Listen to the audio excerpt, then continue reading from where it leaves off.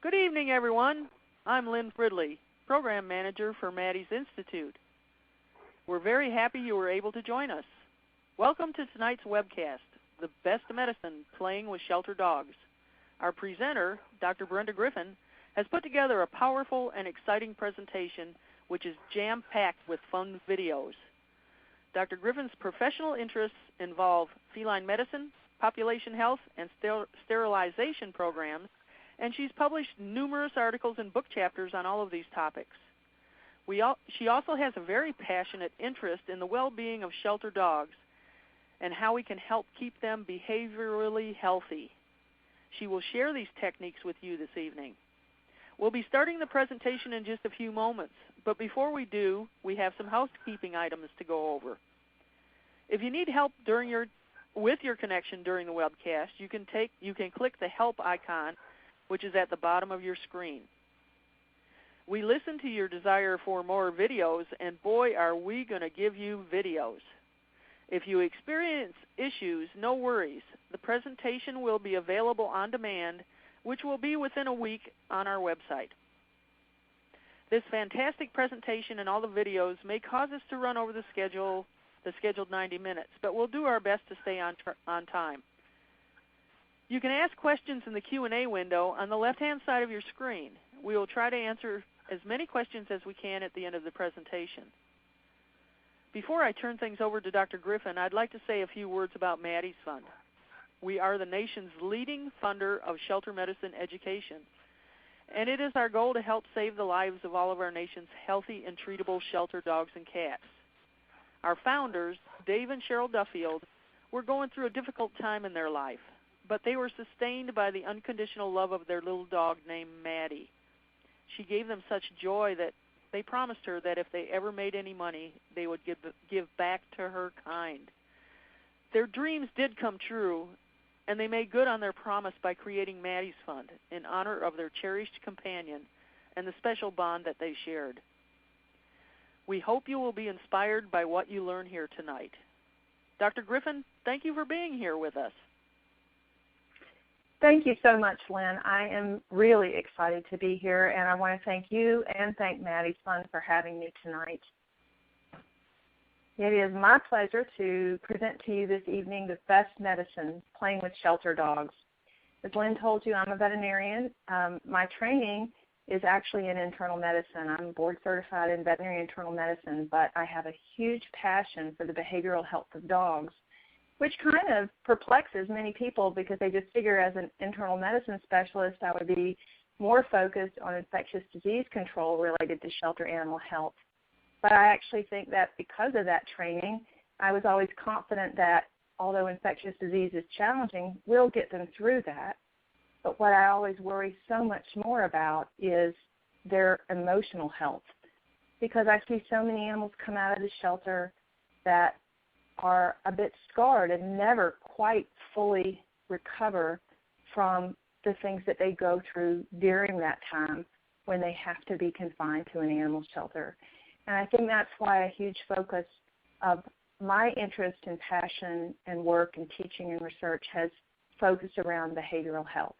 And in particular, I think good medicine for shelter dogs is play, which is what I want to talk to you guys about tonight. We're going to start out simple here and just talk about a definition for play. Behaviorists or ethologists define play as a range of voluntary, intrinsically motivated activities normally associated with pleasure or enjoyment. In other words, these are things that we do because basically they feel good. It's fun. It typically involves behaviors that are modified from the performance of what you might think of as more serious behaviors, but instead of being serious, they're exaggerated, sometimes incomplete, and very often repeated in similar patterns. And any of the following could apply. These are behaviors that are done pretty much for their own sake. They're not completely functional, at least not at face value, yet they're intentional, they're often spontaneous, and they just feel good. Play is something that is initiated when animals are in a state of well-being. In fact, it's one of the first behaviors to cease when animals are hungry or threatened or otherwise stressed, when they're not in a state of good welfare.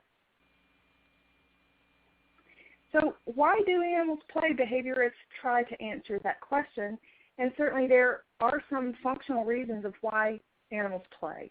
It is crucial to their behavioral development. They learn social skills, they enhance existing social skills, and similarly with motor skills and coordination.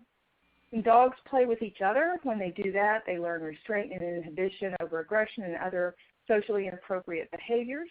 In fact, researchers tell us that puppies who play more may, in fact, be more social as adults. And what we know about the dog-human play relationship is that that is very important for relationship building and bonding. And researchers tell us that dogs that play a lot with their human companions have fewer behavior problems, in fact. So we're going to take a look now at a video of a couple of dogs playing, a dog named Boogie, who you'll meet in more detail later, and another dog named Emmy. And I just want you guys to take a look and watch this video.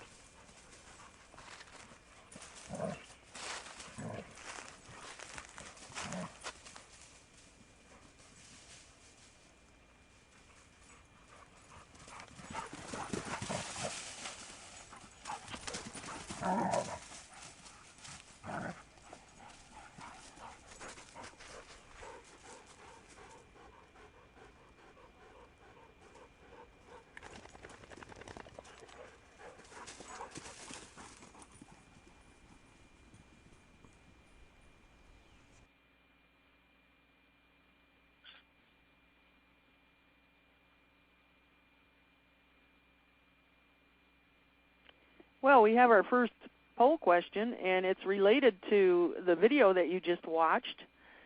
This will give you the opportunity to give us your feedback. You should answer this on the screen, not in the Q&A box. In this previous video, did you think that this was healthy play? In other words, is this normal or appropriate play? You can select from yes, no, or don't know. So in this previous video, did you think that this was healthy play? Is this normal or appropriate play? Please answer on your screen, and we'll look at the results here in just a second. And there we go. I think everybody knows what normal play is. Dr. Griffin, what do you think? Wow, that's outstanding. I am really, really pleased to see that. Sometimes I'm not sure what the answers will look like, but this audience is savvy. Good job, guys. I think we have one more question. Yes, we have one more question. Please answer on your screen. Did you find the behavior in this video frightening at all? I think from the last poll question, most of the answers are going to be negative on that, but your choice is yes, no, or don't know. Please answer on your screen. Yeah. And be honest, guys, even if you felt that it was normal play, was it frightening at all, even at moments? Was it a little scary to watch? Sometimes were you unsure what might happen next? Okay, and there's the results, Dr. Griffin. Oh, okay. Well, good for you guys, a very, very savvy group here. So what does constitute normal dog play?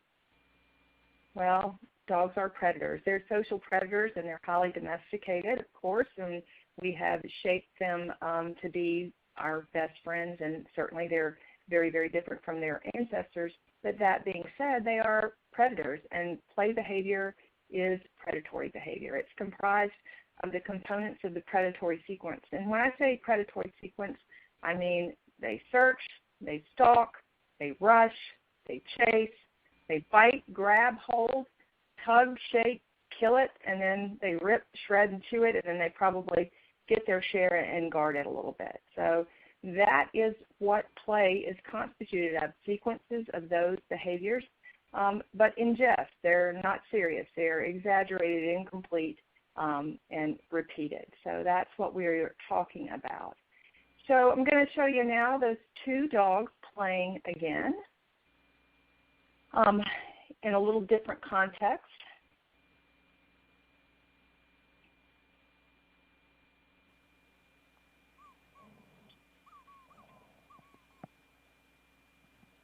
This time you'll see they're engaged in a game of tug, and you can see the light-colored dog.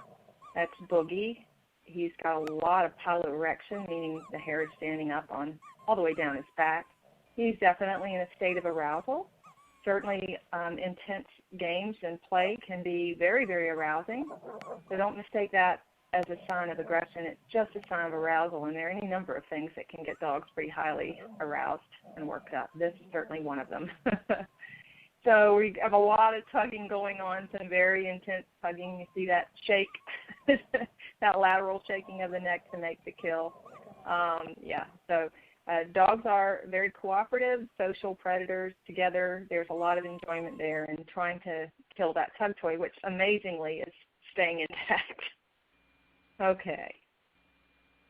All right, so just to go over a few things about the body language associated with play, because that's a really important precursor to talking about playing with dogs.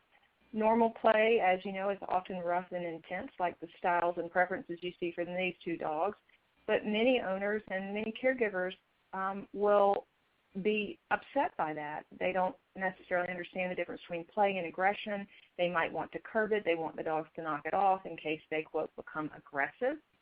So studying body language and signaling is key to understanding the difference between what's healthy play and what's not healthy play. So the other very, very important concept to keep in mind is that healthy play involves a give and take where there are pauses or breaks, and in those breaks, emotions settle a little bit so that we don't get over arousal, and also the dogs have a chance to catch their breath and then re-engage each other and begin again. And remember that play styles and preferences vary. Dogs are definitely individuals, and so they have a variable style. The sort of behaviors that we typically see, obviously, are the play bow. Everybody knows that. That's our game on face, right? The happy open mouth play face. Some dogs actually go all the way into a down position when they bow. Tail position, dogs will often have a low tail wag, although they can also be quite aroused and their tail will be higher, and it just depends on their position. One thing you won't see, though, is a lot of full frontal stances. You'll see that sometimes they'll bow frontally, but otherwise everything is lateral movement, a sideways stance, a twist, a spin, and things tend to be very exaggerated and repetitive. They'll bounce or lunge. Sometimes they'll paw. They'll come into the face. They'll paw, or they'll bounce, and then they'll dart back away. You guys are probably familiar with the chase me look. You know, it's almost like I dare you look, right? Sometimes they'll jump and tag. They'll jump backwards and look. There's often nipping involved when they're chasing. There may be body slamming. And then dogs often go belly up as well. And it's not a sign of submission in this context. In fact, it's a sign of solicitation and attention getting. In effect, they're handicapping themselves so that they can engage that other dog and have them come over and play more directly with them. You see that a lot in older dogs trying to engage younger dogs, or bigger dogs trying to engage smaller dogs. That's self-handicapping. We'll see wrestling. We'll see neck biting. We'll see what we often call the zoomies, right? We'll see barking, very often a high-pitched bark of excitement. Sometimes we'll have dogs that will stay on the periphery of the group, and they'll just bark, bark, bark, bark, bark, bark, bark, almost bark, bark, bark. And I think of those as the fun police. Like, what are you doing there? Are you sure you stay doing that? The little fun police dogs. We'll also see some really intense growling. Sometimes, again, that can really be scary for people. And a high arousal situation, piloerection, dilated eyes, wild eyes sometimes. But overall, in context, you're seeing some loose and wiggliness as well, and we're seeing breaks. So what we're going to do now is we're going to look at this video again. I'm not sure this is necessary for this group, but I do want to really drive home with you guys what you saw. You all recognized it when you saw it, but let's dissect it a little bit. We're going to watch it. I'm just going to narrate a little bit what you're seeing here as we go. So we're seeing this start out with a chase, right? The dark dog is chasing the lighter one. We're seeing what we think of kind of as zoomies. You're going to see him glance back as she tags him. There's some growling. There's a quick turn, spin, bow, lunge, a body slam, kind of a lateral hop, a growly face. You will then see some role reversal. I chase you, you chase me, some neck biting, run back, a turn, spin. Then there's a break, and then there's a low tail wag going on with that open mouth face, some panting, a quick chase me look. With chase me look, I mean like a quick turn, flip of the head, and the chase begins again. And notice there's a lot of lateral sideways approaches, not a lot of frontal. We're seeing chase, spin, lateral tag, neck biting, spinning, bowing, belly up then. He's going to go belly up.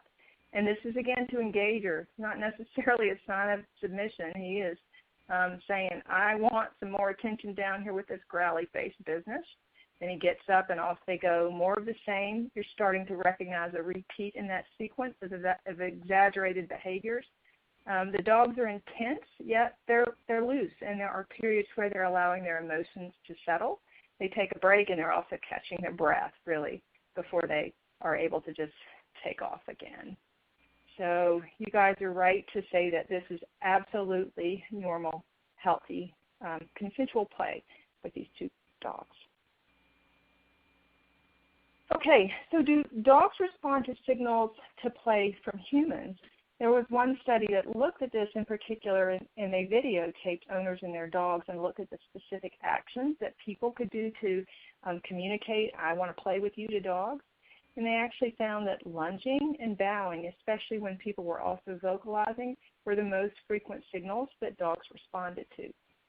So that's good to know how we can solicit play from our dogs. And we have another poll question coming up. But first I want to mention that Dr. Griffin has provided a great handout titled Playing Games with Shelter Dogs.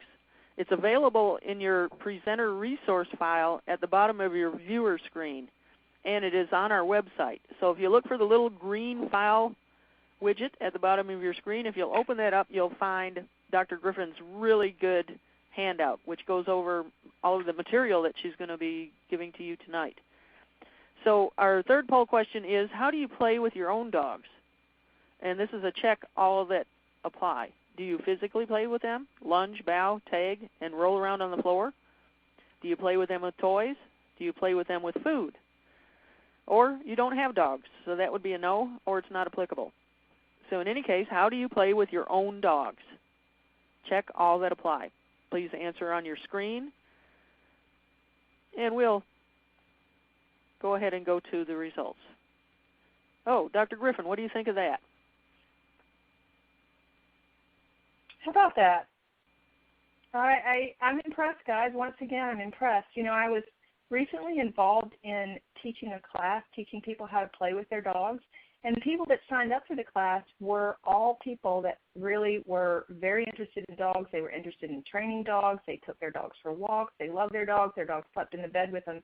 But 100% of people enrolled in this class said they didn't really play with their dogs. They really didn't know how to do that. They really hadn't thought about it. They just thought of the dog more as someone to hang out with and go for a walk with. So very cool that you guys are engaging with your dogs like that. So really, really important. I think it's a very important foundation block for relationship building and a really important way to connect. So let's connect the dots here in the shelter and think about why this is so important. This is from a recent commentary that was written about animal welfare, and it really points out that usually when we think about animal welfare, we are often thinking of it in terms of the animal's negative experiences. If you think of the 5 freedoms, 4 of them are freedoms from unpleasant things like hunger, or disease, or fear, and only 1 really addresses positive aspects of welfare. That's the freedom to perform normal behavior. But welfare isn't just the absence of bad stuff. It's also the presence of the good stuff. And so people have started looking at ways to monitor welfare. I think one of the most important ways that we can monitor welfare is to look for the presence of normal species typical behaviors. When we go through the shelter, are the dogs able to be dogs? And you think about the things that your dog values and enjoys at home: social contact, the ability to play, the ability to have restful interaction, to chew on things, the things that they can do and control in their environment that are so important to them. So that's what I think of when I think of welfare monitoring, is being able to see those normal species typical behaviors. And when a dog has good welfare, they play. So that's an important marker for welfare in the shelter. And we're starting to see that pop up in the literature more and more often. And we know that animals that are in these positive states, positive emotional states, they tend to play more frequently. And we can take that a step further, actually. We're starting to see more and more literature that points to the fact that being in that positive state affects how the animal processes things and learns things in the environment. So that is paralleling what happens to people. Human psychology research suggests that changes in cognitive function, in other words, how we process and think about things, is very much impacted by our emotional state. People that are in negative emotional states tend to retrieve negative memories, dwell on negative things, pass negative judgments, and so forth. And again, this is an emerging area of research in animal welfare that is investigating the possibility that those different moods that we're in also affect animals and the way they process things and the way they think about things. So it's kind of almost a domino effect here. When you feel better, you play more. When you play more, you feel better and you start thinking about things better, and everything is better, right? So I think that has really profound potential implications for shelter dogs. The study of animal emotions and how they relate to welfare is, again, a very hot area of study right now. And the idea that dogs experiencing more positive emotional states can potentially then cope more effectively because they view things better and they're able to think about it, if you will, in a more positive state, really has profound implications for what we're doing in the shelter. One other concept that I want to kind of tease out here that I think is important is the idea that these positive emotions are contagious. This is also something that's been written quite a bit about, and it goes both ways. When animals in groups are playing and having positive experiences, that can ripple through the population, just like when animals are having stressful experiences. And we've all seen the upset dog or the upset cat, and that spreads like wildfire. Well, think about the positive emotions being able to spread as well. That's been documented. So there are a lot of benefits of play, positive social interaction, aerobic exercise, the mental stimulation. Beyond that, enhancing emotional state, which also enhances even the way that we think. And then beyond it being a kind of a mood lifter, if you will, it's also known to be a stress buster. There have been a couple of studies recently that have looked at the stress hormone cortisol and other indicators of stress in shelter dogs and determined that play decreases stress. Both play and quiet time with people reduced cortisol levels in shelter dogs, and then another study, dogs that went to play group had different stress behaviors. It's interesting in that study that their cortisols weren't different from the non-play group dogs, but we know cortisol is a affected by a variety of factors. There's good stress and bad stress, right? Exercise, excitement, arousal, those can make cortisol go up too, but those are good reasons for cortisol to go up. So the message here is there are a lot of benefits to play, even beyond what may be obvious on the surface to us. And I think that everyone is familiar with this expression, right? Laughter is the best medicine.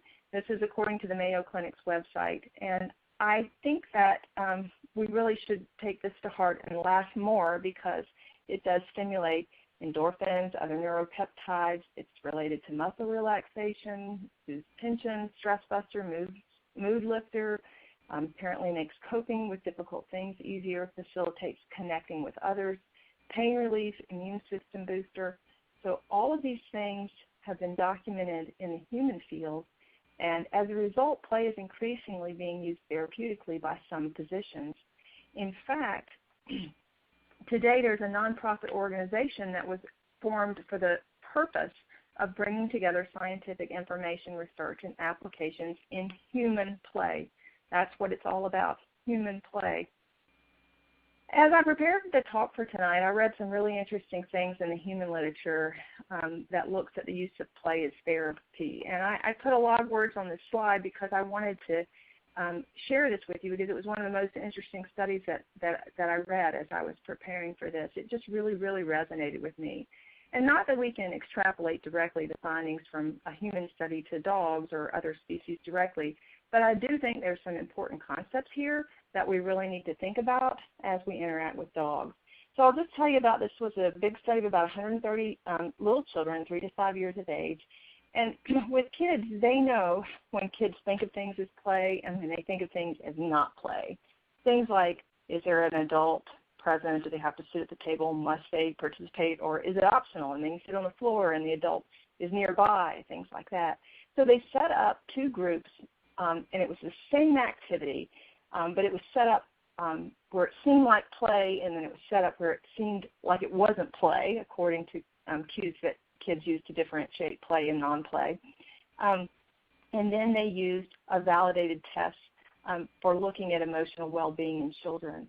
And they videotaped them, they did this detailed analysis, and they concluded that when kids thought it was play, they had better emotional well-being. More specifically, they found out that the children who participated in activity sessions that seemed like play, they smiled more, they were more attentive, they were more focused on the activity, they were more motivated, they learned more, they engaged more compared to the children that were in the activity that was the same but not like play, set up not like play. They tended to tune out, they weren't engaged, and they chose not to participate. They had a lot more of what we think of as negative behaviors when they participated. Excuse me, Dr. Griffin, can I yes? Jump in here for just a second? It seems like there's a lot of folks out there that are unable to access Dr. Griffin's handout, Playing Games with Shelter Dogs. I apologize for that. It is available on our website at maddiesinstitute.org. Go to webcasts and Playing with Shelter Dogs, the best medicine, Playing with Shelter Dogs, and it'll be in the right-hand related links section. Either that or you can go to the email that you received today about this webcast, and it'll take you to the handout links, and it'll take you to that page. So sorry about that, folks, but it is available. Thank you. No problem. Thanks, Lynn. Thanks for clearing that up.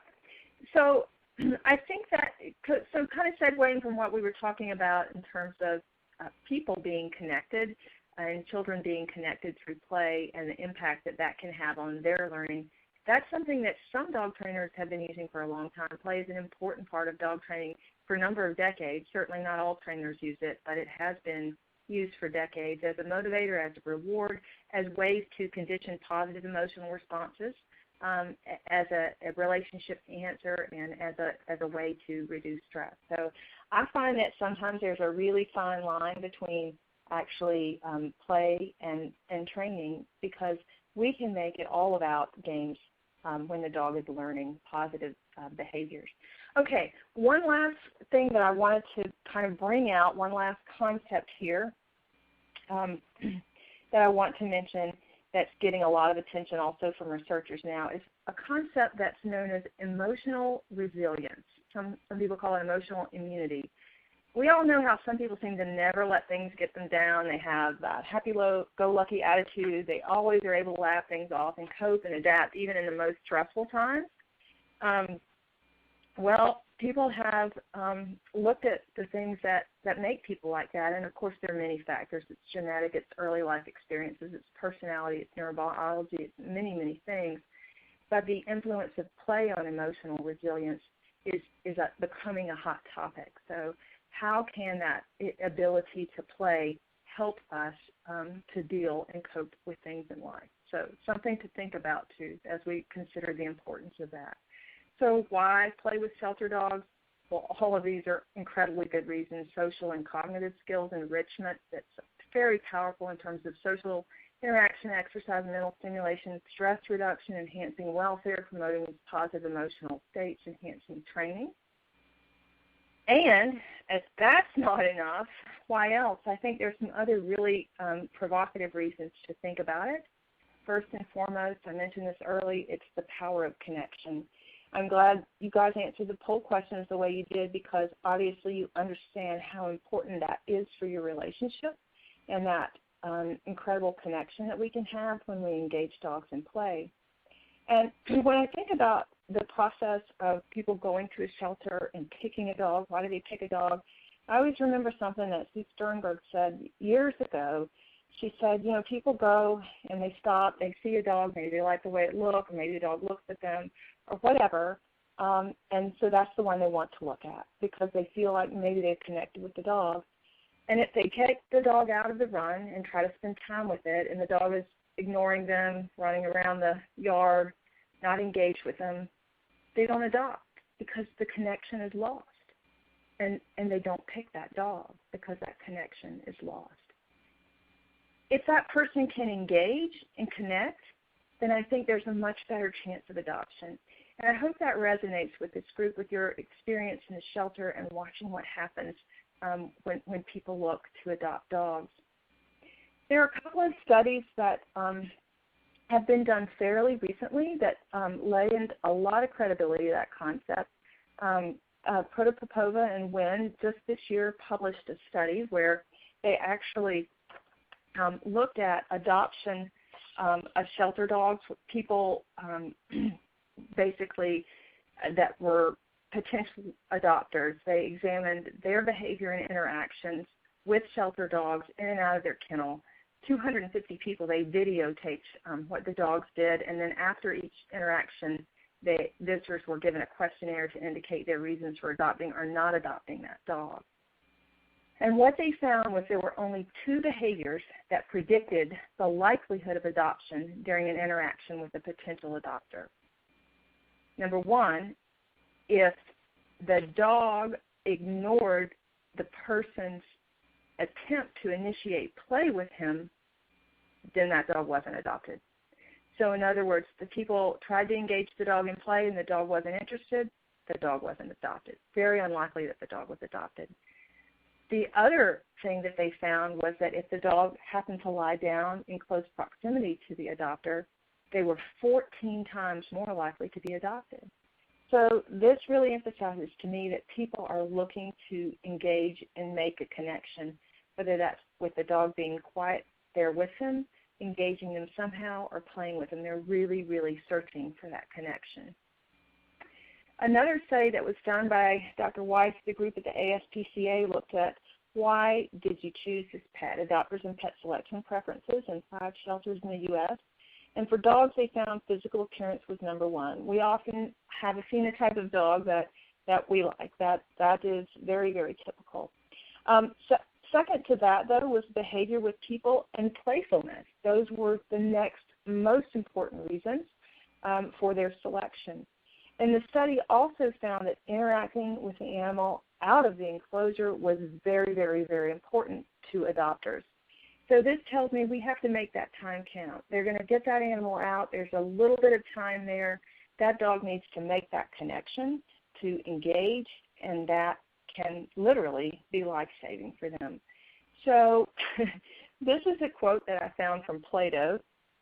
This is attributed to Plato at any rate. Plato apparently said, "You can discover more about a person in an hour of play than in a year of conversation."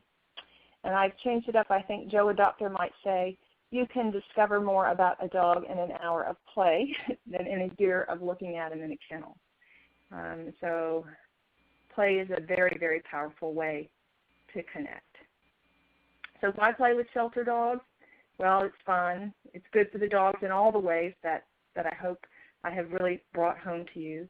It's also good for people. Laughter is good medicine for us. Who doesn't want to go and play with the dogs? I see this group is really embracing in terms of playing with dogs, so how fun is that?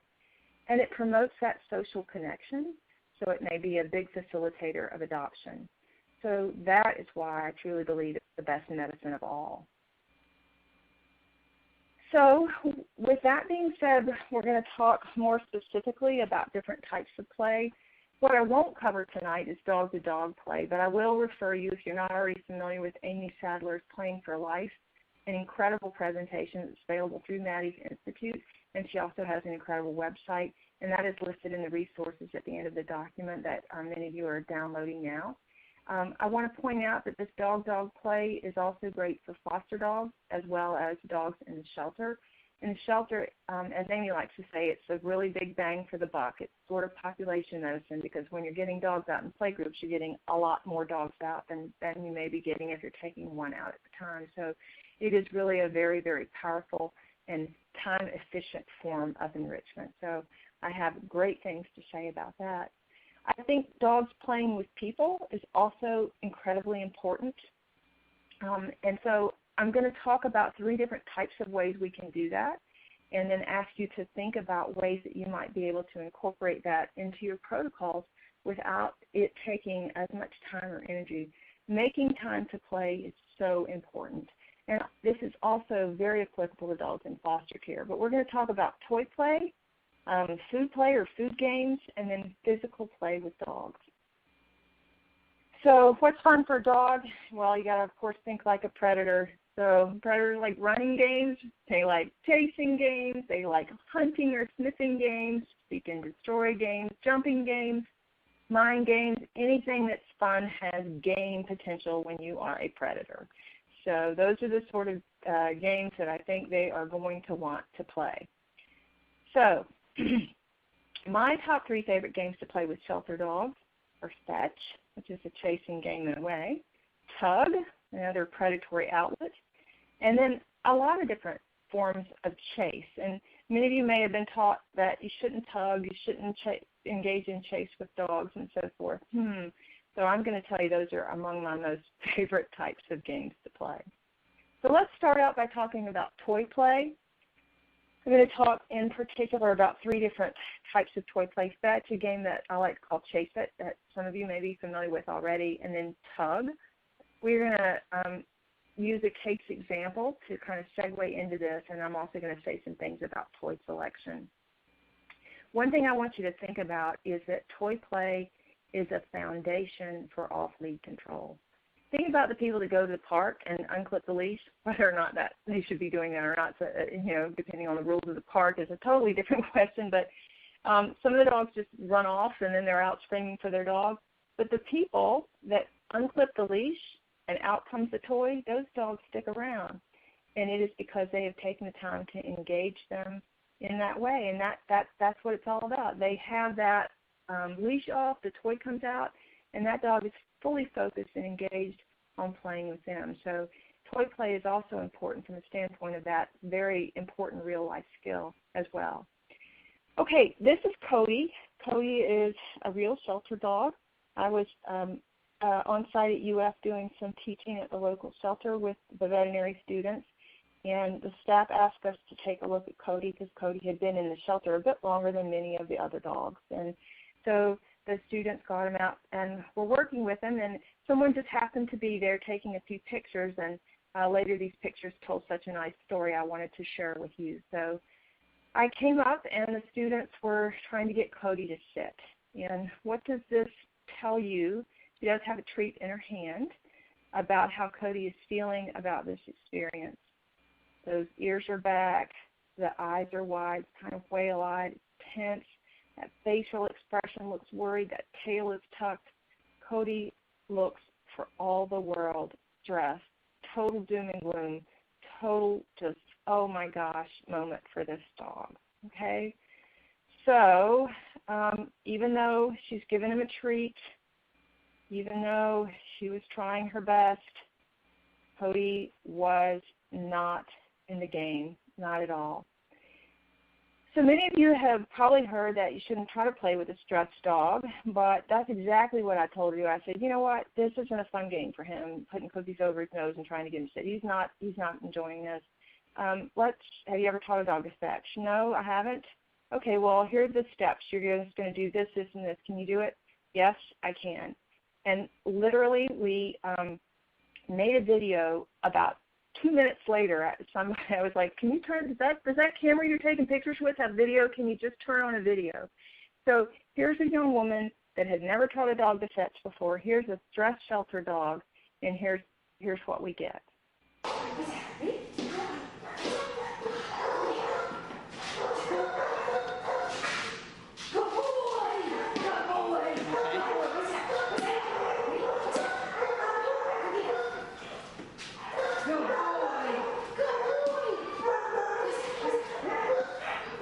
Right? And how has this changed? It's a different dog. And look at how happy she is. I mean, it's really amazing.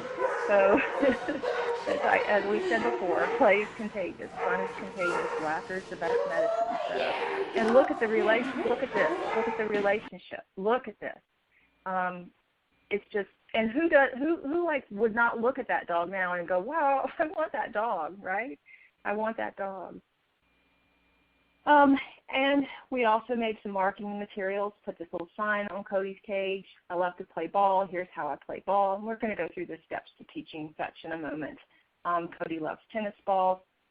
We decided to put the balls in a bag on his run so they wouldn't get lost, so they wouldn't clog the drains. I like to have toys in the run as well, but we also wanted to keep them fresh so that he would get excited when we took him out and when he would see him. Once a dog is totally in love with the game of fetch, they could carry a ball around and still remain like totally obsessed with the ball forever. But when they're learning, I like to keep the toys fresh so they don't have them all the time, so that will really keep them in the game. Leave them wanting more is what I would say. Leave them wanting more.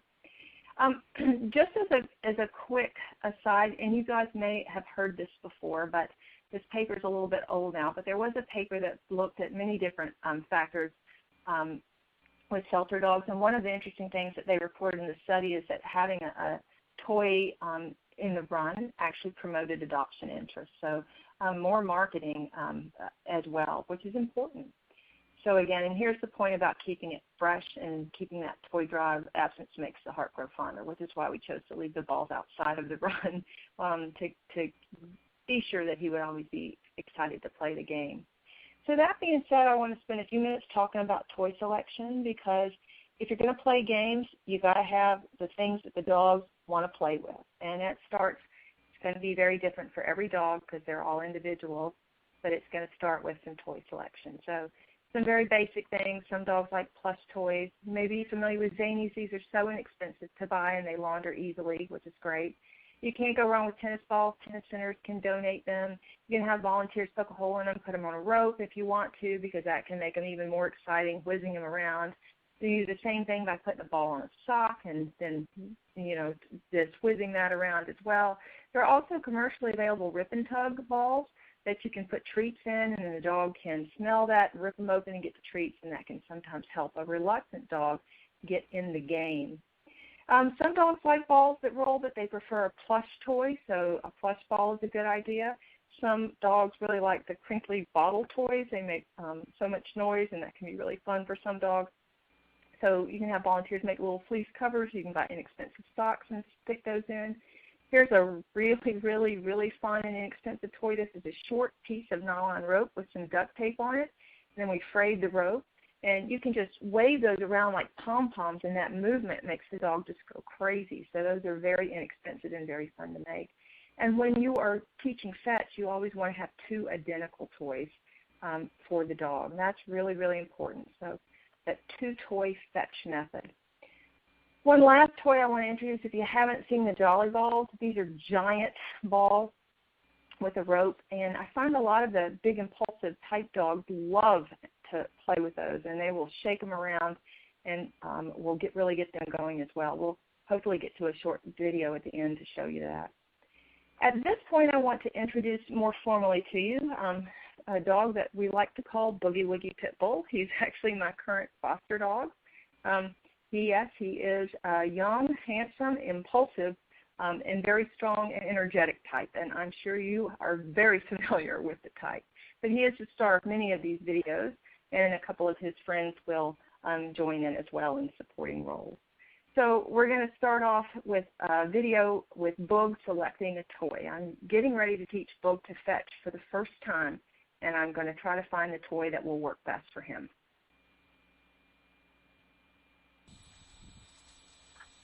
What kind of toys do you like? Do you like ones that look like this? I think you do. Hey, look, you like ones that look like this? Ones that look like this? How about ones that roll? Oh yeah, you like ones that roll. All right, I think we found our toy.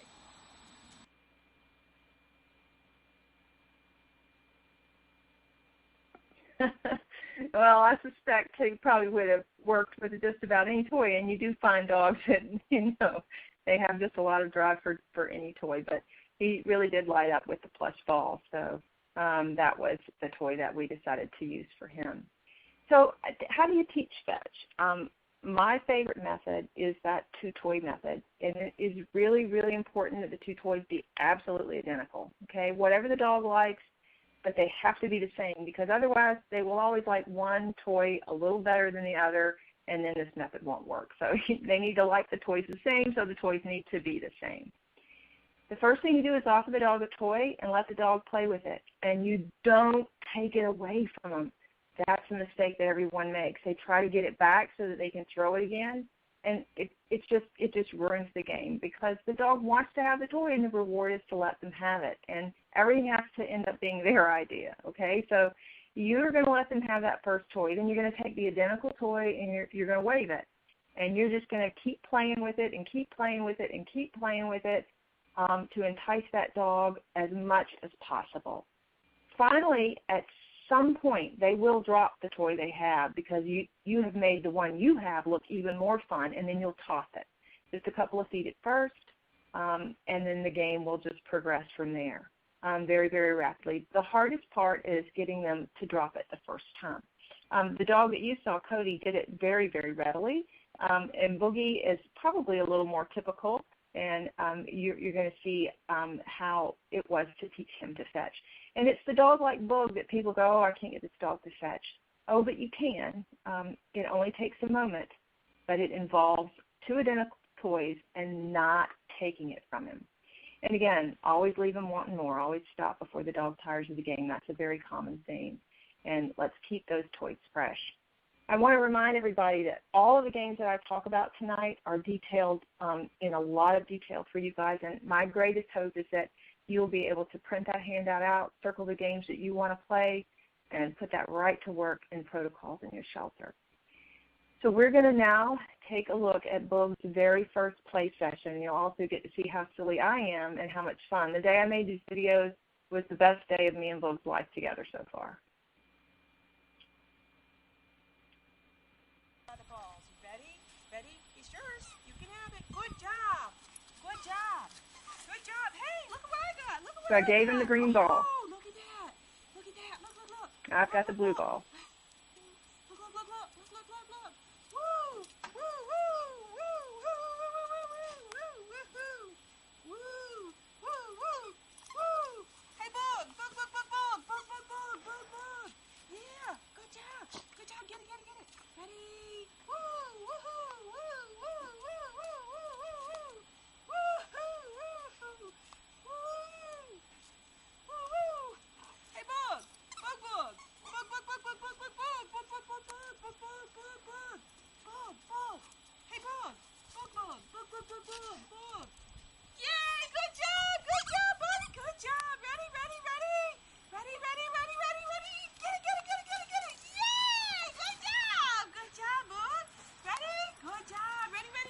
Notice I never took a ball from him.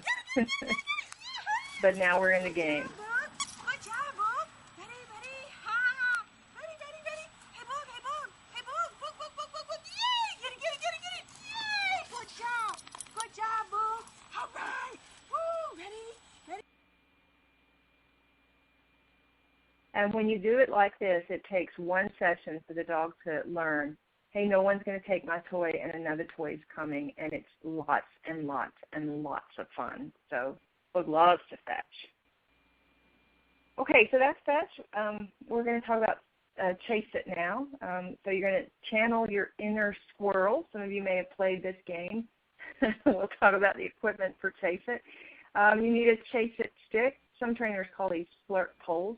There's some that are commercially available. They're listed in your handout. That's the V Chase and Pole. There's also the Kong Chase It Stick. You can also make your own. You just buy a lunge whip from a local feed and feed or order one online. They cost $10 or $12. And then you can tie a piece of fleece. Volunteers can buy some inexpensive synthetic fleece from a fabric store, remnants, and braid it up. You can use a sock. You can tie it on it. That kind of is good for biosecurity because you can have a different toy for each dog and just tie it on the end of this. Or you can use any dog toy and tie that on the end. Some people will also use a PVC, piece of PVC pipe, put a rope through there, and then tie the tug toy on the end of that and create their own chase stick that way. So a lot of practical, inexpensive ways to make these. Okay, here's that lunge whip with the braided fleece on the end of it.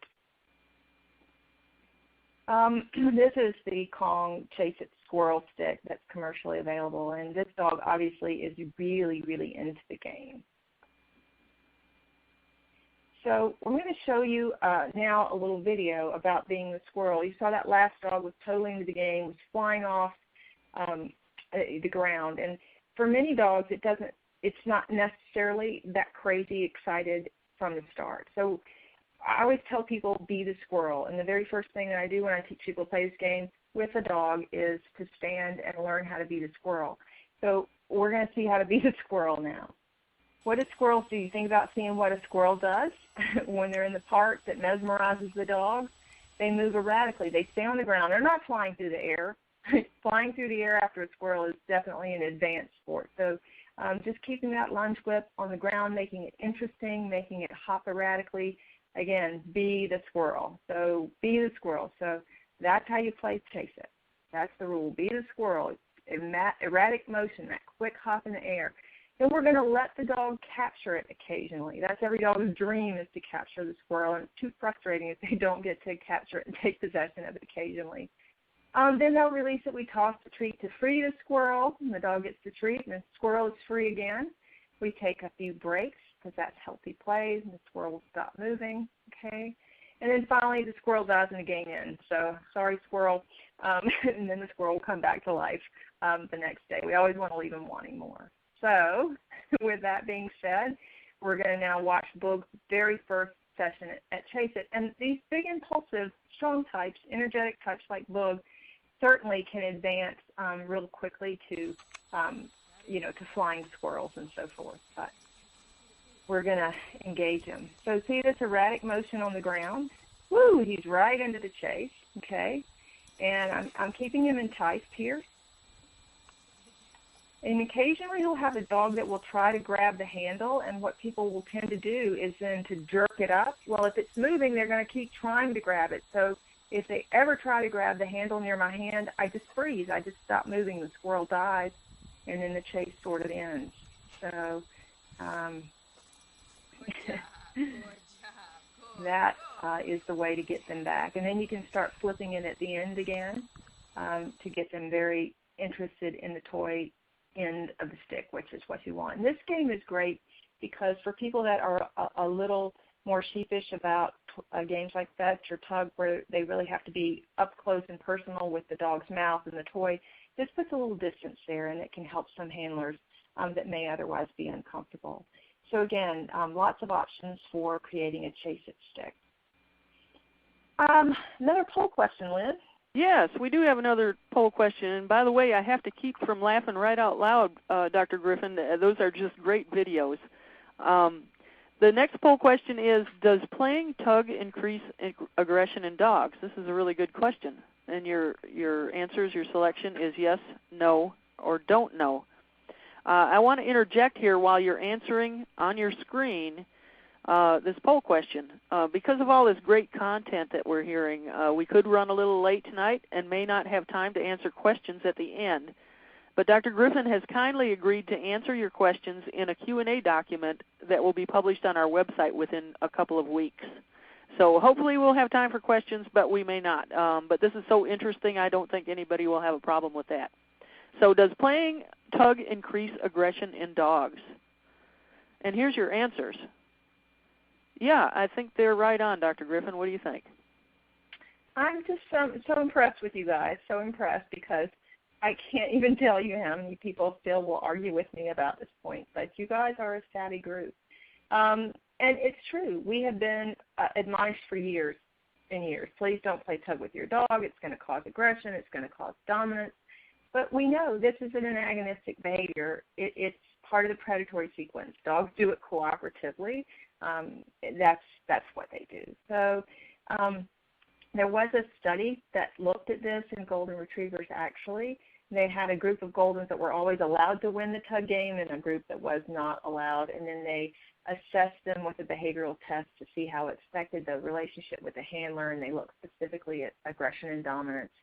And they found that there was no effect on that. In fact, all the dogs that played scored higher after the play sessions for obedience and attentiveness, again, going to the connection between play, positive energy, and emotion and learning.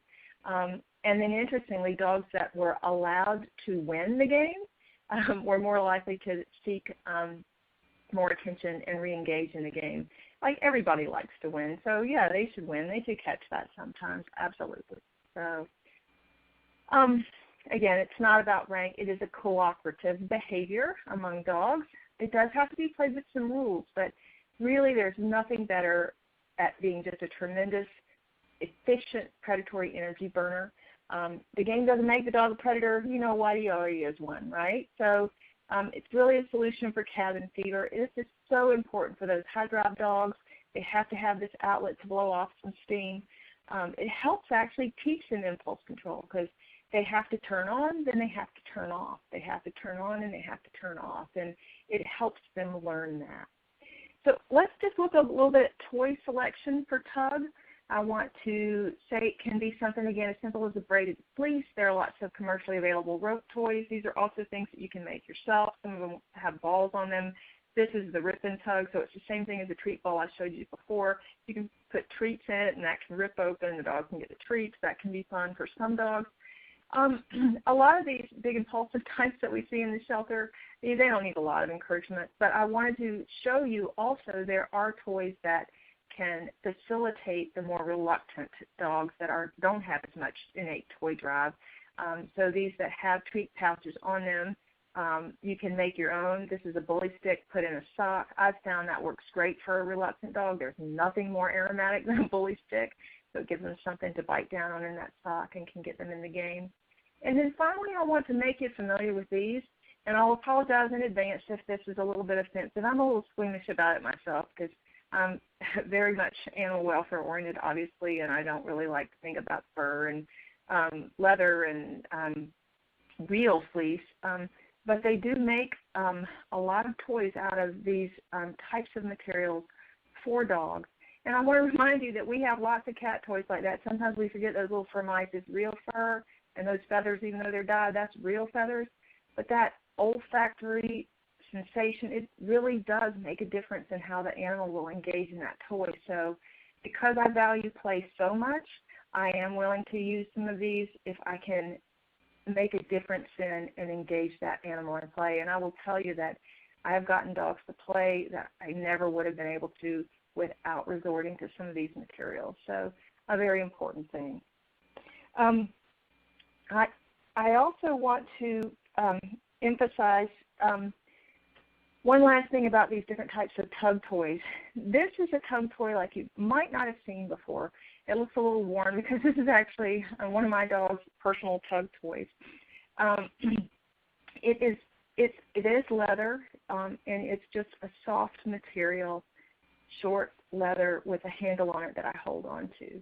Now, how many of you guys, I wonder, have seen dogs that have a tendency to bite up the tug toy? They're biting up the tug toy, and some people will think that's aggression, and certainly in some cases perhaps it is part of a constellation of other signs that you're seeing in that dog, but many times the dog is simply trying to get a grip and hold on, and these are the very strong, excited dogs that tend to do this sometimes. So they actually market tug toys that are designed to be tug toys that are very easy to grip. And so if you're going to be doing this, if you have a lot of this type of dog, I really encourage you to get some of these type of toys. Basically, the dog can grip it, and then it just removes that temptation of trying to keep biting up the toy for the grip. So that's all it is, and that works incredibly well. So you'll see one of my dogs playing later with that. Okay, I'm going to introduce you guys now to a dog named Dopey. Dopey is the antithesis of Boogie. Dopey is a dog that has a lot of anxiety, and you're going to see that in his body language. You're going to see his little dilated pupils. You're going to see his worried little face. You're going to see his furrowed little brow, his lip licking, his averted gaze, all of those signs that we know are associated with anxiety. And I'm going to do the same toy selection that I did with Boogie with Dopey now.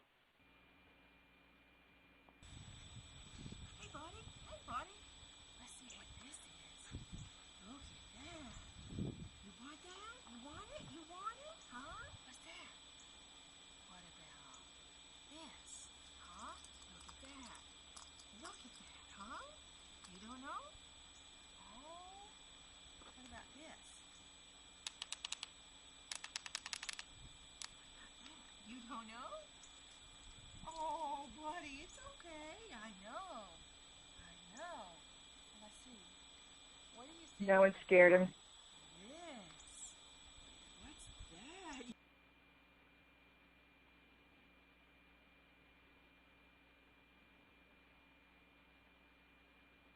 What's that? That was the real fleece and leather toy. So I'm going to ask you guys a question. This is kind of a rhetorical question as you watch this very next brief video clip.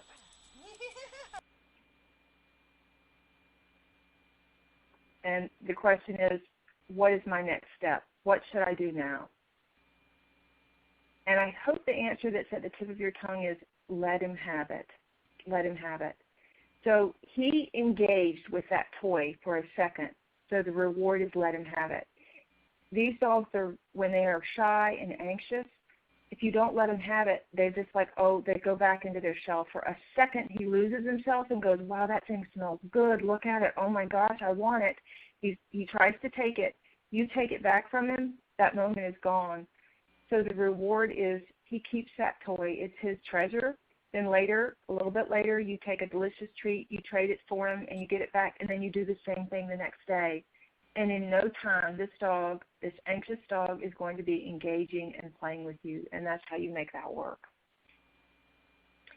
Another thing that you can do to take this a step further once you've got some toy drive with a dog like this is you attach that toy to the chase it stick. And this puts you a little, if the presence of people is a little scary, this puts you at a little bit of a distance, and then you can engage that way, okay? And again, we're going to let him have that, so and then we'll do a little bit more the next day until we can fully engage. So that's how that works for those shy dogs. And this can be very, very, very powerful for them. Nothing better than seeing a shy dog play. So tug, as I mentioned before, is a very, very intense game. It does need to be played with some rules. I talk kind of through those rules now of what we want to do. It starts off the same as fetch by encouraging them to grab a toy, find what they like, wave it in front of them. The reward for them engaging with that toy is that they get to keep the dog, keep the toy for a moment or two, trade him for a treat, and then work up to tugging. Once the dog's in the game, we're going to teach them to leave the toy on command. We'll have some sort of release cue out, leave it, thanks, mine, and we'll toss them a treat so that they will leave the toy, and then we'll re-engage. So the dog basically gets used to having the toy, releasing the toy, receiving a reward, being presented with it again over and over. As time goes on, we don't allow them to just snatch it away from us. They need to be given a cue, okay, or whatever, it's okay to retake it, or the game will stop. Okay, and the same thing, if there's any accidental tooth nip, the game will stop again. As long as the dog plays by those rules, they can do whatever they want, get as excited as they want. But again, always stop for the day before the dog tires of the game so that will maintain that drive for them. So now we're going to see Mr. Bullock's very, very first tug session. So I don't think it'll be a problem for Boogie.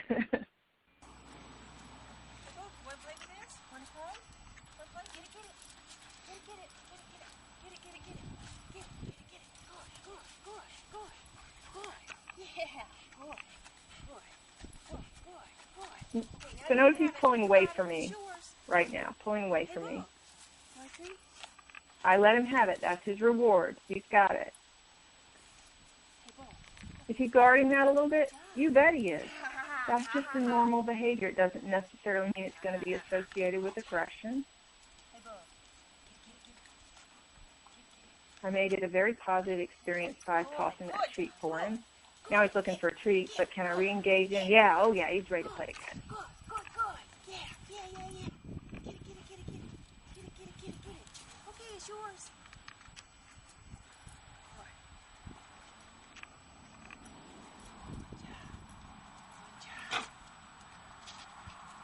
Ready? Whoa. Good job. Yeah, get it.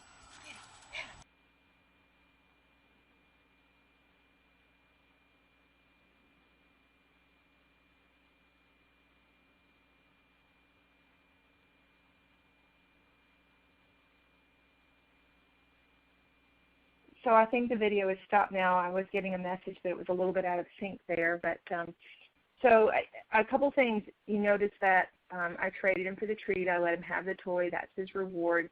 And then finally, if you were watching carefully, the direction of my tugging changed a little bit in the very, very last bit of that. He was tugging away. They're always going to be tugging the opposite direction. That's what tug is, right? They're pulling away from you. But after I let them pull away a couple times and we do the sequence of you have it, you release it, you get the treat, I get it back, and I get real comfortable with playing with them, I will change the direction that I'm tugging, and I'll start to tug up a little bit. And that's because it makes it easier for me and ultimately safer because the dog can't pull me off my feet. I don't like to tug things up towards my face until I'm really comfortable with that dog. It's just a defensive handling move on my part. I can always let go of it and avoid falling, but once I am comfortable playing with that dog, I'll start teaching them. I'll kind of pull up and they pull down, and that just makes it easier for me not to be pulled off balance, and the dog is still able to engage. And I'll step side to side and move. They can shake their head side to side, not up and down, but side to side, and that can be a really, really healthy and powerful way to play. I want to show you another way that dogs can learn to leave it. This is my dog, McCoy. I call him sometimes Professor McCoy. He's the master at play. McCoy was born with some bad shoulder joints and has had a series of shoulder surgeries, and he's about 4.5 now. He's doing great, but he's he's a pit bull in a retriever suit. And so he's channeling his inner pit bull. McCoy cannot pull up and down because of his shoulders. So you'll notice I am letting McCoy pull away. But what I want you to take away from this video is the way he leaves it. So most dogs can be trained to leave it like this. You'll see me with the toy. He grips it, and then when it's time for him to leave it, I pull the toy against my body and I hold it still. This is how I train this too. And the toy's dead. It's not moving anymore. The game is over, and the dog will let go of it. And so then you immediately go, yay, and then you can start tugging again. So they learn this very, very quick. So take a look at what this looks like when a dog has learned to leave it just by the toy being still. Good work. Ready? Get it. Yeah. Oh, good. Ready? Good work. Ready? Get it.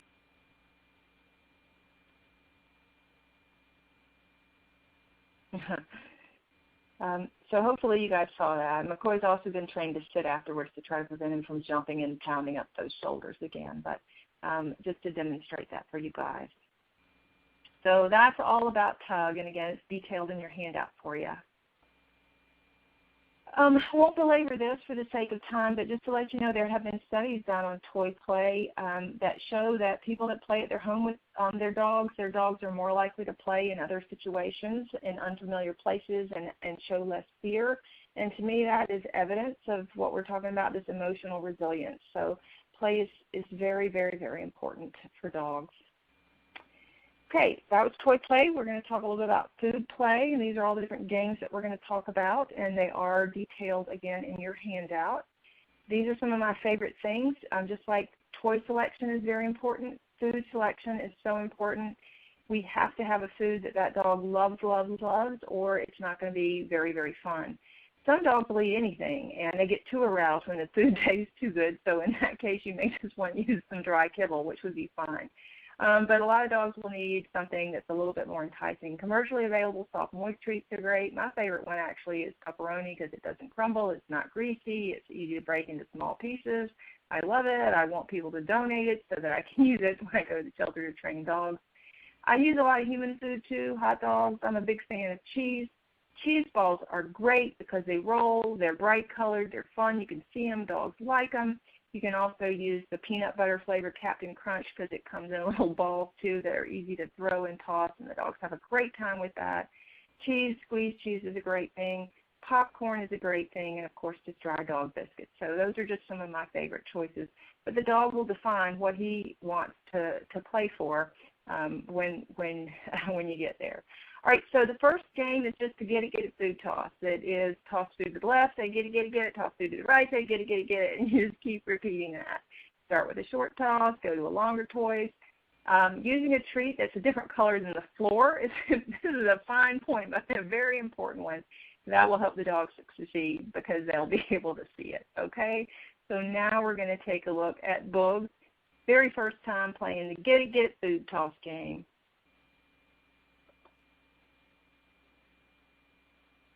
Ready, play? Get it. Good job. Ready, get it. Good boy, all right. Good. Ready, get it. Good job, good work. Ready, get it. Good. Ready. And games like this, you can play even with dogs that are confined to a run. Maybe a dog has to be confined to a run for safety reasons or whatever, and it's not allowed to come out for whatever sad reason. You can still play with them. They still need to play. I'm going to show you now the same game with a shy dog. This is my shy beagle's favorite game, the food toss. And I want you to notice, do you see any signs of anxiety when he is playing the get it game? Ready, get it. Ready, get it. Good job. Ready, get it. Good. Ready, get it. Good boy. Ready, get it. Good boy.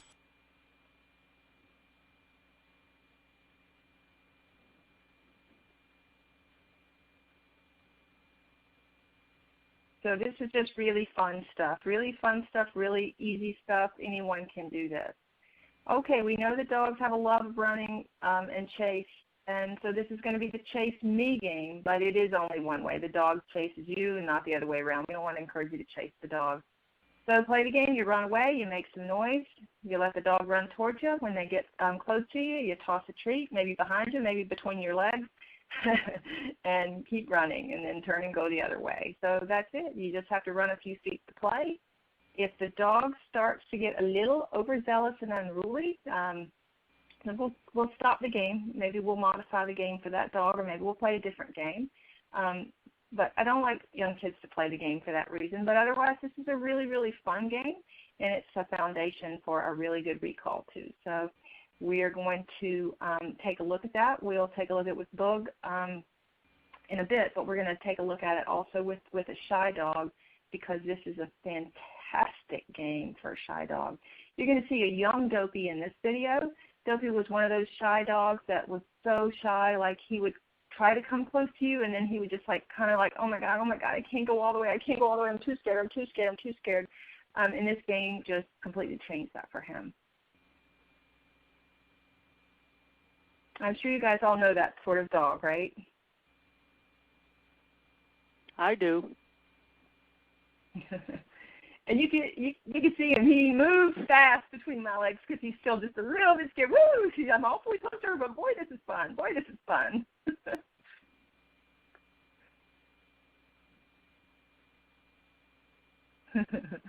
Okay, so that's a chase speed game. Okay, another food game, catch. This one is so easy to play, and I like to play it with popcorn. If your dog likes popcorn, it's great. It's light, it's fluffy, it's easy to catch. Buy a bag, toss them one kernel at a time.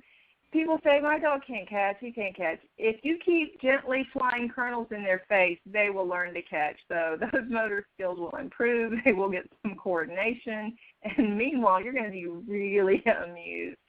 So here is Boog's first session of catch. This is Boog's very first session of catch.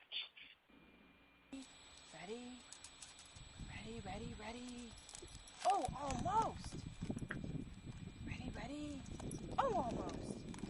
Ready, ready, ready. Woo, good one. Good job. Ready? Woo, you got it. Good work. Ready? Good work. Ready, ready.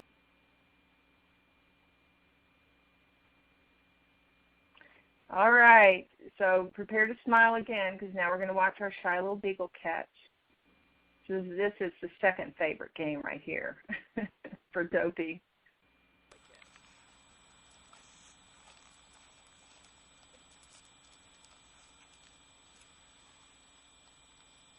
Oh yeah, he knows this one. Hey, good one. Good one. Ready? Oh, nice try. Nice try, buddy. Nice try. Ready? Nice try. Ready? Oh, pretty good. Pretty good. Ready? And it's just amazing. We're just not seeing signs of anxiety. And this dog, he's happiest when he's playing. That's all I can say. He's just happiest when he's playing. And, not that we're running out of time or anything tonight, but I still have to play the McCoy Catches Cheese Ball games. This is my pit bull and a retriever suit McCoy. And I play this video for you. I hope it makes you laugh out loud. I'm actually tossing in cheese balls.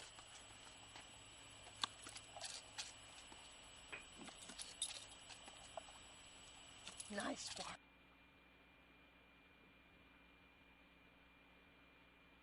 And I don't know if any of you are smiling or you think now that I've just lost it and it's ridiculous, but I love to toss that dog cheese balls because of the sound that he makes when he crunches them up and that ridiculous face that he makes.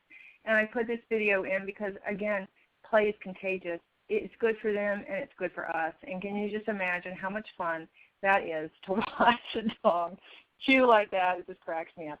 Okay, the next game is See It, Drop It. This is a fantastic game, again, for those dogs that have impulse control, okay? This game uses food to teach it. The dog learns to wait and look at the food before being cued to get it. So the game progresses from you gently restraining the dog, so he has to wait, he has to see it, okay?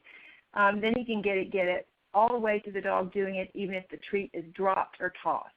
And eventually you're not restraining anymore. The dog is doing it on their own. All the while, you just maintain a playful attitude and help that dog succeed.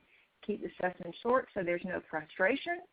And you know what? That's how you can teach a dog to stay. So we're teaching them games that also teach skills. I like to call those games that teach skills. They're great games. We're playing games. So we're going to see Boog play this game now for the very, very first time. And this is the See It, Drop It game, stage 1. Good, good. See it? See it? Good. See it? Okay, get it. Good job. Good job. And I just have the food in this little yellow jar lid, You see it? just to make it real obvious where the food is. Okay. We're restraining. Good. Come on. Good. Good job. Good. Good. See it? Okay, get it. Good job. Good.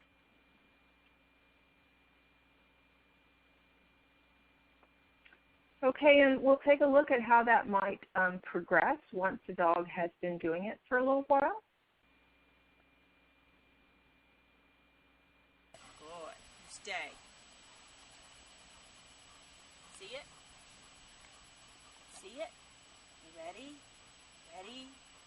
Ready? Watch the dog's Ready, body steady. motion here. Go get it. Good job. Good job. He's totally into that game, man. And that's impulse control, because this dog used to have no impulse control. Try confining a dog for 3.5 years, same no impulse control. Okay, now we're going to see it progress to the next level. Sit. Good. Stay. See it? See it? Okay, go get it. Good job. Good work. Good job.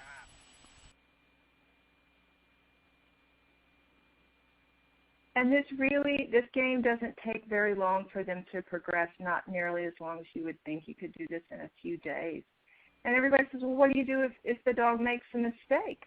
First of all, you always set them up for success, okay? And if they run over and get that treat, well, they just played the wrong game, right? So we try to prevent that from happening, but there's no correction. There's only fun. There's only fun. It's just a fun game, and everything's with a playful attitude. So, and you'll see, McCoy knew. He's like, oh, I got up. I couldn't help myself. Oh, I'll do it again. This is so fun. Ready? Oh, boy. Sit. Stay. Uh-oh. You see it? You see it? You ready? Ready? Ready, ready? Get it! Good job! Good job! Oh, so fun. So fun. So fun. Okay, so this brings me to targets. Targets are fun, too. In dog training, the target's anything the dog must focus on and perform some action towards. Trainers use targets all the time to get dogs into a position they want or to perform a behavior that they want. The great thing about targets is dogs love them because everything good happens when they get to the target. This is fantastic news for our shy dogs, our worrywart dogs, our dogs that are busy, because it redirects them. They focus on the target. It's a great, great thing. So one of my favorite target games is Place. I'm going to show you in just a moment, but to show you the sort of things we can use as targets. It might be a Caranda bed. It might be a plastic bench-type bed. It might be the lid to a jar of peanut butter, or it might be a little paper plate, or it might even be a jar of peanut butter that's been in the freezer, and I'm using that as well. It might be a hula hoop. It might be a magic wand, or it might even be this glitter baton. I'm going to now show you the Get It target version, where we are actually putting the food on the target. In this case, it's going to be a little yellow jar lid that I'm using as the target, and we're teaching the dog that it's very, very fun to go to those little yellow jar lids. This is, again, the little anxious beagle. This is an incredible tool for anxious dogs. Yes. Good job. What about this over here? Good work. Good work.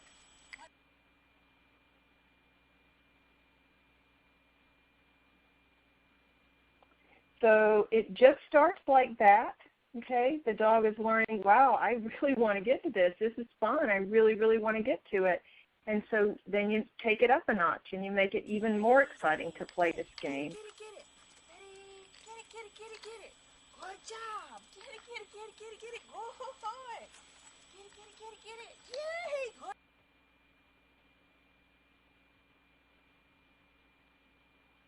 And then you have an incredible tool. So once the dog is playing this in a room by himself, then we take that little nervous dog and we put those little yellow targets or paper plates or whatever we're using with the target, putting a treat in it, and the dog is going through a busy room.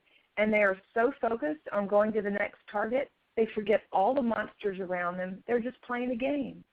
And I've been involved in teaching classes for shy dogs, and this is just an incredibly powerful tool for those dogs as well. So think about how you might use that in your shelter, or put the target next to the potential adopter, and the dog lights up.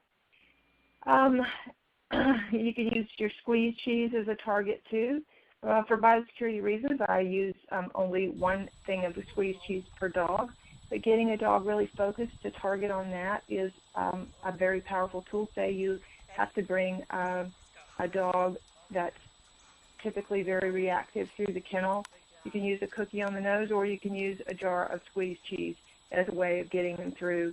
Or if you need to get them away from something, you can do an emergency U-turn with the squeezed cheese. So it's a fun game, and it's a great use of a target once again. Another one of my favorite target games is something that I call place. In this case, the dog's target is his place, which might be a bed or a platform, Coranda bed like you saw. And the game is to make him choose to go there. I usually will try to shape this. I'll start rewarding successive approximations. He puts a foot on it, he puts 2 feet on it, and so forth, raising the bar for my reward each time.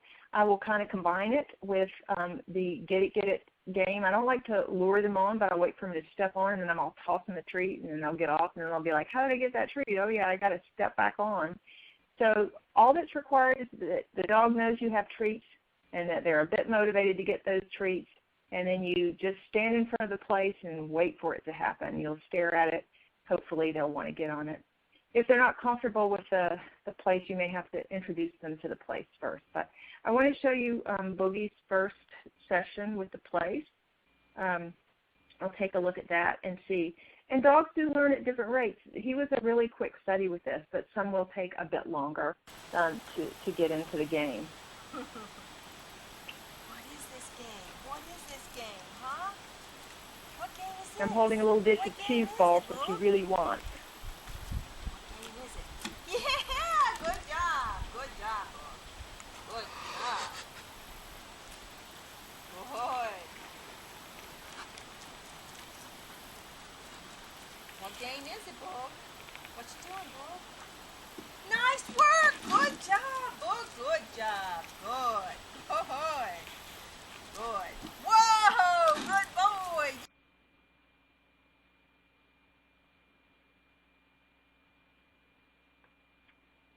So pretty exciting there, and I'm going to show you a couple of minutes later how he's doing it. You're going to notice I'm raising the criteria, raising the bar for him to get the reward, and the reward is to play the get it food dogs game, right? That's really the reward here. So I'm going to really expect him to put more feet up there now, and we'll see what happens. Pretty soon there'll be cheese balls everywhere when he does that. Well, good boy. Yeah, good job. Nice work, buddy. Nice work.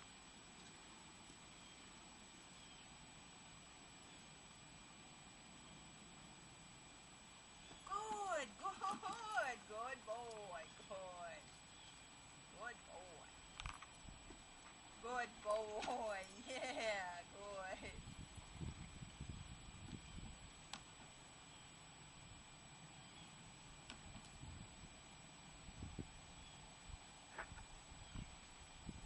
Good work! Good job, buddy! Good job! Good! Good! Good! Very good! Good! Good!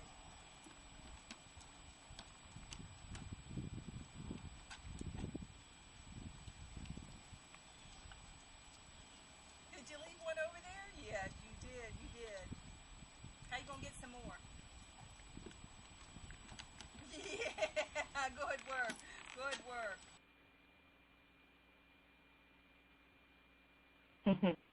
Okay, so that's what that looks like. It is a great game, not only for the strong impulsive types, because it can help teach them some impulse control. They have to get on their plates and stay there. It can be used to facilitate something like see it, drop it, because it can help them realize, ooh, I need to stay in this place. But it's also wonderful for shy dogs. It's incredibly confidence building. They learn that great things happen on their place. So I'm going to show you a video of when Dopey was a young dog. This was probably the single most important thing for him. And he's learned how to do this, and he's developed a confidence about it. And you'll see me tell him to go to his place, and he's just like so proud because he knows, like, oh, I know what to do now, and good things are going to happen. I'm just going to go there with a little sense of urgency, and this is just great. He loved this game. He loved this game. And this transferred to him when we would take him in new places, and he would look real nervous. I would just say, get on your place, and I would find anything that he could step onto or get onto. And then he would be like, oh, okay, I know what to do. I'm cool. I'm happy with this. So a great game to play with the underconfident dog.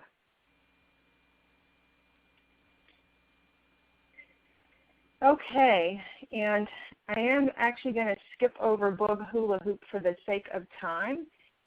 If I can, for you guys, this is using a hula hoop also as a place and showing how dogs can benefit from learning to interact with different things. And we're going to talk for the last few minutes about physical play. Physical play, I noticed from the poll that a lot of you guys do engage yourselves with your own dogs in physical play. And cultivating a relationship like that is very, very rewarding. We see some dogs that don't show a lot of interest in toys. They might eat the food you toss them, but it's really not their thing. But they light up and come alive if you bow at them and playfully tag them on the rump. You know, that being said, I think we always have to proceed with caution when we play physical games with unfamiliar dogs. So this will be for a dog that's been in the shelter a little bit that you have some familiarity with. And always keep in mind that your attempts at physical play might not be understood or interpreted as play by that dog. They might feel it's a threat. It might scare them, and so we have to stay safe. But I don't think that's a reason to rule it out because, again, it can be a powerful form of engagement. Thinking along the lines that many of you probably have dogs like Bug in your shelter, we know that when we engage them in games like tag, what can happen, and this is just a little video to quickly illustrate that. So I'm very silly, lateral stance, I got the happy face on, and what happens? Bug quickly escalates from nothing to 90, and he's jumpy, mouthy, a little too over the top. That happens a lot. So we're going to have to modify that game to set this dog up for success. But there's another opportunity to build a real-life skill that this dog needs. He doesn't need to play with nipping, and that's a really important point I want to make is anytime we have a game that ends up triggering unruly behavior or an undesirable behavior, something that may not be appropriate in the context of playing with people, well, then we need to modify that game and not give the dog an opportunity to learn to practice that. So, and we can do that and still be very positive and make a game. So we'll come back to physical play in a minute, but as we wrap up here, think about how you can use some of the things that we've talked about tonight in your behavioral wellness, in your shelter protocols, how you can play and place games to build these good skills, and also play as therapy, depending on that population of dogs that you have, things that will help them. So I think you guys know what Bug's problem is, a little impulsive, a little jumpy, mouthy. So how could I modify some of the physical games with him? Well, one thing we've done with Bug is to use a jolly ball. So when he's got his jolly ball, which he loves, he cannot jump and mouth me. So I will let him engage with the jolly ball, get the jolly ball, and then I'll jump around. And he and I are able to connect in this way. And he's able to succeed at running and chasing games with me when he has his jolly ball. He knows how he can funnel his energy and what he can do and what he can't do and what he's socially appropriate to do. Another thing that I've taught Bug is I've taught him to touch my hand with his nose. This is a great foundational game for any dog, for shy dogs, for normal dogs, whatever normal means, right? For impulsive dogs. You just want a dog to gently touch your hand, not to be hand shy. So I'm reaching out a hand that smells like food. They touch it with their nose, they get a treat from the other hand. It's as simple as that. But then we have a dog that's not hand shy and knows how to gently follow a hand. So then we can turn it into another game. This is lift. So I don't want Bo to jump on me and bite me. I want him instead, when I engage him, to jump up and touch my hand. I was actually going for him touching my hand with his nose, but he wanted to do it with his feet. And I was like, well, that's all right, too. Well, let's try that. So we can jump a few steps. I can hold my hand up in the air. What a cool trick is that? So we are able to play, and I've made that game work for him in that way. So, and taking it a step further, I can use the magic wand, because that's really cute. And boy, I can market that. Who doesn't want a dog that touches the magic wand? So Yay! another Good job. another way to play. Ready? And there are some other Yay! games, Good boy. physical Good games boy. that are listed and Ready? detailed in a handout for you guys Yay! Good as well. boy. Good job. Get it, get it, get it. Good job. Ready? Ready?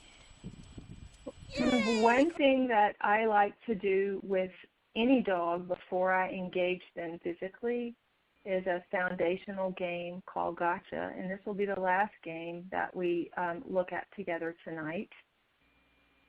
This is a very, very simple game Gotcha. where I say gotcha, I grab the collar, and I pop a cookie in the mouth. Gotcha. Okay, so kind of like the touch game. They're learning that when somebody grabs for me, it's all good. It's all good. And great, great game as well for the shy dogs. And here's Dopey. He knows this game. He loves this game.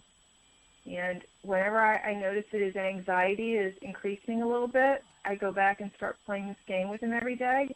And he remembers, oh, yeah, it's no problem. It's no problem for people to come around. I get it now. I get it. I totally get it. So with that, I am going to wrap things up, because I know that it's been a long webinar. It really is my fondest hope that you are finding some things that you will be able to prescribe that will help you maintain the behavioral health of your shelter dogs, that you will play some of these games that will make them even healthier, and that will also be able to be useful for marketing the dogs in your care. And equally as much, I hope you will understand that it's not hard to do. I purposefully try not to overthink exactly. I'm not going to go through talking about this perfect timing or this great knowledge of how. Just play and have fun. Pick games that will work for your population, that you think you can get in your daily routine. You don't have to overthink it. You just have to have fun. You just have to start simple, target the dogs who need play the most, and just make time. Just go play. And remember the healing potential that play has, incredible healing potential for our dogs in the shelter and for us as well. You just have to make it delicious food, an engaging toy, and not let them practice any undesirable behaviors when we play. Otherwise, there are really no rules. It's as simple as that. It's enriching, it's fun, it's connecting, it's contagious. It helps us think better. It helps them think better. I think it truly is the ticket to improving behavioral health, improving connection, and hastening adoption. So now we get to our last poll question, Lynn. Okay, Are they going to prescribe play tomorrow? Yeah. Are you planning to prescribe play tomorrow for your shelter dogs? Yes, no, don't know, or not applicable? I think after this fantastic talk, everybody's planning to prescribe play. So let's go I to hope our. So. I think they will. Yes, I think you convinced the majority of the people on this webcast tonight that yes, that's a great thing to do. So, well, good, you guys. What I'd like to do, Dr. Griffin, is. Oh, do you want to do sprinkle? That'd be great. Yeah, go ahead. Yeah, I was going to leave you guys with this last happy thought. This is my emotionally resilient dog, McCoy, who gives a great lesson in life to how special it is to have that ability to play. One of my favorite quotes, Ralph Waldo Emerson, "It is a happy talent to know how to play." So I just want to say to you guys, be creative and make some playtime for your dogs and for yourself. And by the way, here's my email address. And if you're interested in adopting Boogie Woogie, you can just email me here at christy@ufl.edu and look at how great we can market this. Loves to play, fetch and do tricks, and play with other dogs. Well, Boog is Seriously, if you're interested in adopting such a Boogie, great you dog. can email me. He is such a great dog, Dr. Griffin. Can we let's just take 2 questions, and then I'm sorry, I'll apologize to the audience again that we've run way over, but I would like Dr. Griffin to answer at least a couple questions live tonight, and then we'll sign off. So I'm going to push this first question to the slide. And it's from somebody that works in a shelter. Our puppies are not allowed out of the kennels except when it's being cleaned. They are placed in a carrier and not allowed to touch the floor. Once cleaned, I have to return them. Any advice on how I can play with them in this very limited space? That's a great question, and I think really challenging. I guess I'm not clear what kind of enclosure they have. If it is a run or a cage, Lynn, did the question say? No, I guess they're moved into a like an air carrier kennel, a carrier, from probably a run, I would think. But I don't know, Dr. Griffin. I'm sorry. Okay. I guess my knee-jerk response is I appreciate the limitations and difficulties and how hard it is to have good biosecurity, but also recognizing the incredible importance of socialization, handling, play in young puppies. If the puppies are staying in a shelter more than a few days, I would urge you to look at the entire system of how we might be able to create an environment that would enable you to play with those puppies in context. Certainly toys in their enclosure, engaging them there in any of the games that might seem applicable in that circumstance. But it's hard for me to envision exactly whether we're talking about cages or runs or things. If you're talking about a run, using a Chase-It toy to facilitate play among the litter in a run is a great way to engage puppies. I've done a lot of puppy classes, and we'll do that even with the older and bigger puppies to get them playing. So that might be something, depending on the type of enclosure, using a Chase-It stick. And again, you can keep that biosecure by using a different attachment for each pup. So, okay, let's take one more question. So, okay.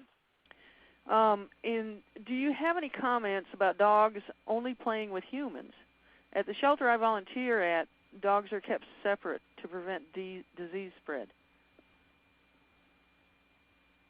You know, this is another age-old question, and it's all about balance, because what we know about why we get sick, why we get disease, it's not just about the germs we're exposed to. It's about our entire body and our entire immune system. And there is such an intimate link between stress and immunity that when we allow animals to participate in activities such as play that enhance their emotional state, it enhances their immunity and actually makes them less likely to get sick.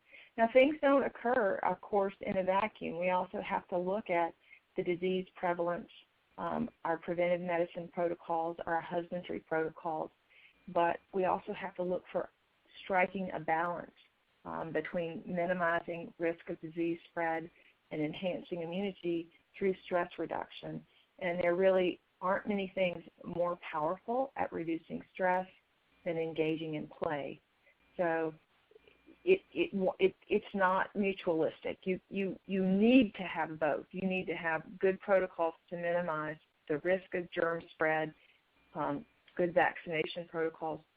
But part of having good immunity and good health is also having really good stress reduction. And you do that through creating safe opportunities for play. So I would have to know more about the specific shelter to make a tighter recommendation for that. But I really want to emphasize that these things are not mutually exclusive, and in fact, both are required for health for the animals. So, excellent. Well, thank you very much, Dr. Griffin. This concludes our event for this evening, and we want to thank Dr. Griffin and especially all of you for your time, especially your extra time tonight. Please access Dr. Griffin's handout, Playing Games with Shelter Dogs, on our website at www.maddiesinstitute.org and go to the webcast section, and it'll be on the Best Medicine Playing with Shelter Dogs. We invite you to take a few minutes to complete our survey. Your feedback will help us create more webcasts, which will help with the important work that you do. Click on the link on your screen to take the survey. If for some reason you don't see it, it may have been blocked by your pop-up blocker, or it could be on a different screen. But that's okay. We'll email the link to you. This webcast will be available on demand within a week, and we hope you'll share this session on your social sites. We hope you'll join us for our next webcast, Behavior Modification in Cats in Shelters and Foster Homes, on October 23rd with Dr. Sarah Bennett. Get more information and register on our website at maddiesinstitute.org.